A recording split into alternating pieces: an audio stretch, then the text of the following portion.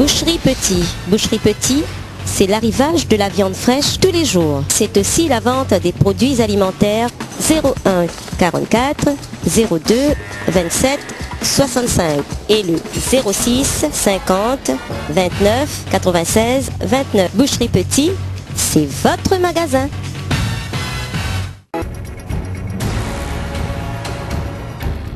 Clin d'œil TV. Clin d'œil TV, c'est votre télévision. Travaillons ensemble. Clin d'œil TV, c'est votre télévision. Appelez-nous pour vos publicités au 06 17 53 68 22. 06 17 53 68 22.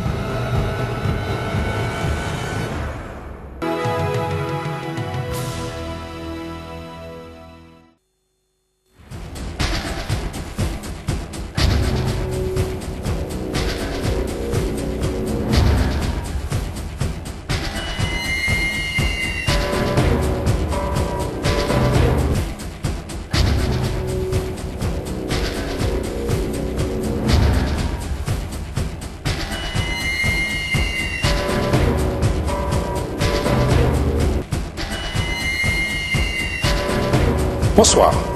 15 mois après le passage du séisme en Haïti, la situation reste vraiment dominante. Le déblaiement n'est pas terminé, la construction n'a pas commencé, les fonds qui sont bloqués restent toujours bloqués. Alors, le gouvernement haïtien, M. Matéli, qui a nommé à plusieurs reprises des premiers ministres, bon, la Chambre, le parlementaire ne veulent pas accepter. Alors la situation reste vraiment un peu conflictuelle pour ce petit pays, Haïti. Alors écoutons quelques témoignages des Haïtiens de France. Je pense que la société civile a un rôle important à jouer pour booster, comme on dit en Haïti, pour faire bouger les choses, pour pas que les parlementaires prennent trop leur temps, parce qu'apparemment ça fait déjà un peu plus de 3 mois que le président Martelly a été élu, donc il serait temps que nous ayons un gouvernement en Haïti. Mais il faut, je crois, éviter et les rumeurs et la propagande de certains reportages qui essayent de semer le trouble. Il faut garder, comme on dit en Haïti, tête frette, la tête froide. Okay. S'il y a une assemblée constituante qui représente le peuple, il doit adresser à l'assemblée et l'assemblée va trouver une solution qui sera équitable. Regrouper les gens, faire un gouvernement de salut public. C'est un gouvernement qui sera seulement pour le peuple, qui va donner des directives. Il va interroger le peuple. La priorité pour le moment, pour l'Haïti souvent, c'est le social. Et le peuple sera effectivement investi pour trouver une solution qui sera valable pour tous. Un café. Et j'ai vu que M. Gariconi a été ratifié par la Chambre. Alors je crois savoir qu'il lui reste à passer devant le Sénat. Donc je pense qu'on avance. Alors ce n'est pas une personne que je connais. Il semblerait que ce soit quelqu'un de compétent. Il dit il faut qu'on reste confiant, il faut qu'on apporte le plus possible de soutien et de compétences. Quelque part, j'ai un lien très fort avec Haïti. Et je me dis c'est un problème qui concerne les Haïtiens. Et je pense que le peuple haïtien est suffisamment mûr politiquement aujourd'hui pour se prendre en charge. Donc ce sont des problèmes qui relèvent essentiellement des Haïtiens et j'ose espérer qu'ils seront en mesure de trouver une porte de sortie honorable à ce blocage politique. Oui. En Haïti, vous à votre niveau et d'autres à leur niveau, moi, quand j'aurai les moyens d'aller en Haïti, je n'en ai pas les moyens hélas, mais donc je vibre pour que Haïti sorte de cette impasse et je pense que c'est en train de s'en venir, comme on dit au Québec, ça s'en vient. Donc c'est qu'on a beaucoup médiatisé sur le fait à l'époque où c'est arrivé. Bon, ça faisait un effet d'annonce et puis aujourd'hui on oublie, il y a eu beaucoup de promesses d'engagement de payer tout ça qui n'ont pas été tenues quoi. Et je trouve ça un peu dommage. Donc ça serait bien de pouvoir médiatiser un peu plus que ça. Et bon, le gouvernement haïtien actuel devrait justement prendre contact avec d'autres pays pour que ça puisse se passer, pour que les aides promises puissent arriver et qu'on redémarre ce pays, parce que j'ai l'impression que tout le monde oublie un peu Haïti aujourd'hui. Et nous, ça fait la deuxième année qu'on fait un stand sur la fête de l'humain. L'année dernière, on avait eu des contacts et tout ça, les gens s'intéressaient un peu plus. Cette année, bon, il y a quand même des gens qui posent des questions, mais on voit que c'est en train de devenir au second plan, et je trouve ça dommage, quoi. Et malheureusement, aujourd'hui, si les médias ne relatent pas ça et tout, pour sensibiliser l'opinion publique, il ne peut pas y avoir de pression sur les gouvernements, sur les dirigeants, sur les gens, voilà, qui ont les moyens d'aider là-bas, quoi.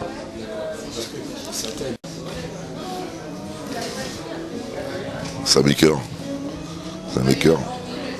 C'est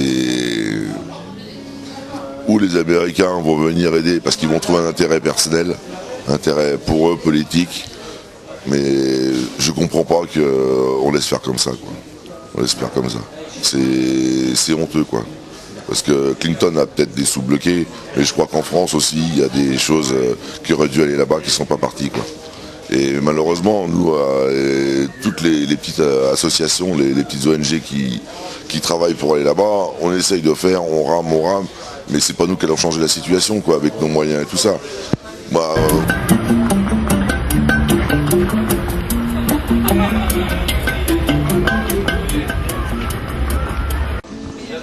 Haïti, en France, mon ami qui aimerait que les situations changent, aimerait que la situation Haïti change, qu'il y a de gouvernement, que le pays reprenne la construction d'Haïti, qu'il n'y a pas que les images, qu'il n'y a plus les images négatives qu'on peut voir en Haïti. Les Haïtiens aimeraient que ça change, qu'ils puissent retourner chez eux. Tous les Haïtiens aimeraient retourner chez eux. Mais comme la situation était difficile, alors les Haïtiens restent impuissants, surtout en France, impuissants en Amérique, même quand ils partent en Haïti. Alors c'est pour ça, bon, ils se résignent, c'est la résignation, ils continuent comme ça. Voilà, et en attendant, voilà, ils attendent les jours heureux, ils attendent les jours meilleurs, afin que les choses puissent vraiment changer. C'est le rêve de tous les Haïtiens. Je sais que la misère est très grande là-bas, très immense comme misère en Haïti.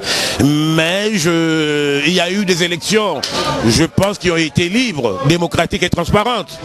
Et je compte sur la maturité politique de Haïtiens pour trouver une porte de sortie honorable à cette crise. Les choses sur Haïti, on se rend compte que les questions qu'on avait en 2010 ne sont pas les mêmes qu'en 2011.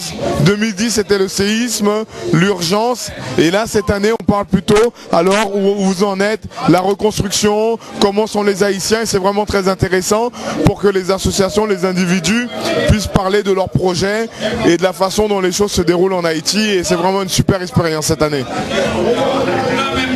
Se produire, hein, et il y a eu un tremblement de terre gigantesque en Haïti, et donc là-dessus je me suis retrouvé dans le studio à devoir réagir à chaud sur cette affaire-là, et ce que j'ai dit à l'époque malheureusement a été démontré par la suite. C'est-à-dire que j'ai dit la chose suivante ce jour-là, j'ai dit le peuple haïtien est un peuple martyr qui endure un calvaire sans fin depuis alors cet épisode trop mal connu de l'histoire de l'humanité, qui est l'indépendance d'Haïti, avec Toussaint Louverture.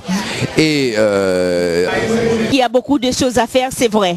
Ce que j'ai à dire, on a essayé de trouver des solutions en France pour les aider. En arrivant là-bas, les choses sont bloquées, tel qu'un conteneur qui avait tant de difficultés qu'on a tracassé pour faire un conteneur en France. En arrivant là-bas, c'est bloqué, et les personnes âgées et les handicapés et même tout le public d'Haïti a besoin des choses, a besoin de nourriture pour manger. J'en ai plein de cartons de nourriture qui sont pourris. Alors c'est le gouvernement, tout simplement. Mais moi, je ne connais pas la politique, j'aime pas rentrer dans les détails. Mais je sais, c'est à cause de ça, tout simplement. Vous allez souvent en Haïti? Je vais de temps en temps. 2009, j'étais là. Après, c'était mon mari qui était parti. Je suis restée en France pour chercher des soutiens pour aider là-bas. Je reviens à peine d'une mission pour la PAFA. Là. Ça fait à peine 8 jours que je suis revenu d'Haïti. Et c'est vrai qu'on a eu l'occasion de rencontrer quelques personnes de l'administration haïtienne. On a rencontré les ONG, on a rencontré nos partenaires des associations membres de la PAFA. Et cette question du blocage de l'argent, de choses qui avancent, on se rend compte vraiment que on sait que on a affaire à une administration internationale et on sait que les choses sont longues. Haïti a eu un nouveau gouvernement, Michel Martelly, qui attend qu'on valide le Premier ministre qui propose. Et on espère, en tout cas, nous, on est en attente, hein, puisque en même temps, on est des Haïtiens, pour certains Français, des Haïtiens ayant gardé la nationalité. Donc on a ce déchirement qui nous dit, bon ben, on aimerait bien que les choses avancent, parce que les gens pour lesquels nous apportons de l'aide, eh ben, il faudrait que ça se débloque. Mais on se rend compte également que malgré cette difficulté d'avoir un gouvernement en Haïti, de l'argent qui n'est pas débloqué, il y a une force de vie là-bas. Les gens se dégagent, comme on dit en créole, mounap dégagé, donc c'est vrai que les gens se débrouillent, la vie a repris, même si c'est très difficile, mais on sent qu'il y a une force de vie qui est très importante, et on espère en tout cas, ce qui nous concerne, pour permettre que les choses avancent, que cet argent se débloque. Mais là encore, il faudrait développer un peu plus, parce que on a eu une réunion d'information à la CIRH, où la commission intérimaire pour la reconstruction d'Haïti, la plupart des personnes présentes, c'était des personnes qui représentaient des ONG, voire des grosses ONG. Et qu'est-ce que nous a dit la CIRH? Il y a de l'argent. Il nous parle de projets de 1 million, moins d'1 million, et des projets de plus de 10 millions de dollars. Mais on se rend compte également, d'après ce qu'ils nous disent, que les projets qui sont déposés ne sont pas des projets solides ou structurants. Donc ce qui voudrait dire que la capacité des gens là-bas à monter des projets pour présenter à la CIRH, c'est pas assez solide. Mais en même temps, j'ai une critique à faire. La plupart des dossiers, ou la façon dont fonctionnent les organisations internationales, et notamment cette commission, c'est que tout se passe par Internet. Et on sait que la problématique de l'Internet en Haïti, pour avoir l'électricité, pour avoir un signal, c'est très difficile. Donc parfois les gens, lorsqu'ils ont l'information, c'est presque trop tard, ou c'est déjà trop tard pour pouvoir aller déposer des dossiers. Et donc ce serait intéressant qu'ils regardent comment pallier à cette difficulté de l'internet et de l'électricité pour pouvoir déposer des dossiers, puisque tout se fait par internet, on s'inscrit par internet, on a un numéro par internet, les dossiers sont consultés par internet, donc ça devient très difficile lorsqu'on sait que les gens, quand ils sont en province, ils n'ont pas forcément, ils peuvent avoir l'électricité, mais ils n'ont pas forcément l'internet et voir la fibre optique, et ça c'est une critique et il faut l'améliorer. Là je sais que vous êtes très pris, mais une dernière chose, parce que moi personnellement j'ai reçu beaucoup d'appels, beaucoup de propositions des gens qui m'ont dit qu'il faut faire quelque chose pour débloquer cette situation entre le gouvernement du président Martelly et les autres, c'est vrai, de la Chambre qui veulent pas voter afin que son Premier ministre puisse être accepté. Mais qu'est-ce que vous souhaitez dire? Est-ce que vous ne pensez pas que la communauté haïtienne de France ou des États-Unis, qui représentent plus de 2 millions d'habitants, puisse faire quelque chose, dire un mot solidaire, parce que ça bloque le pays? Oui, bon, ma réponse est dans la question que vous avez posée, en disant que ce serait intéressant, que je pense que c'est une possibilité pour la diaspora, où qu'elle se trouve en France, aux États-Unis, Canada, en République dominicaine, de dire qu'on a assez de cette situation. Le peuple haïtien a choisi un président, qu'on aime ou qu'on n'aime pas, la démocratie a parlé, qu'on la valide, qu'on la valide pas, les personnes qui étaient disposées pour valider ces élections les ont validées. Et c'est vrai que ce blocage-là, il faut passer au-delà. On ne peut pas dire qu'il est pire que les autres, puisqu'il n'a pas encore pratiqué. Donc on pourra le critiquer dans 5 ans. Mais c'est vrai qu'il est important que, une fois pour toutes, que la diaspora, en tout cas on est en France, que la diaspora française, haïtienne qui est en France, puisse se mobiliser. Je pense que vous avez compris cette situation dominante en Haïti porte sur la tête de tous les Haïtiens du 10e département, ceux qui sont en Amérique et aussi en France.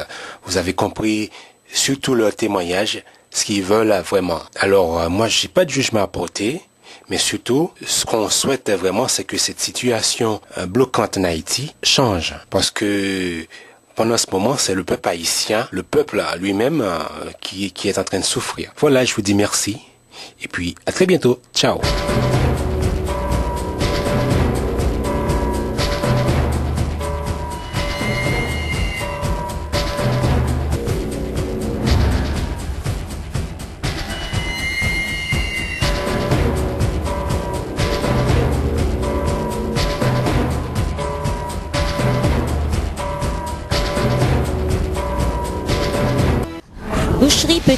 Boucherie Petit, c'est l'arrivage de la viande fraîche tous les jours. C'est aussi la vente des produits alimentaires 01 44 02 27 65 et le 06 50 29 96 29. Boucherie Petit, c'est votre magasin.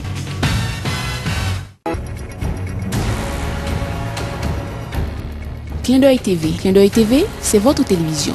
Travaillons ensemble. Clin d'œil TV, c'est votre télévision. Appelez-nous pour vos publicités au 06 17 53 68 22. 06 17 53 68 22.